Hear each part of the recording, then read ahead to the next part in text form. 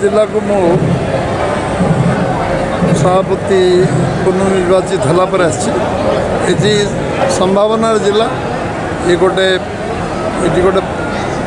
ये जलसेचन व्यवस्था चाषर व्यवस्था कृषि भित्तिक शिल्पर व्यवस्था एवं प्रोसेसिंग यूनिट कोल्ड स्टोरेज तो आरंभ करी वैल्यू एडिशन कृषि उपर हो पार रेलवे कनेक्टिविटी सब प्रक्रिया आरंभ होती फिशरी दृष्टि बहुत माछ चाष केस क्रप दृष्टि बहुत आगू जापर से संभावना है सरकार सर्वे कर खूब शीघ्र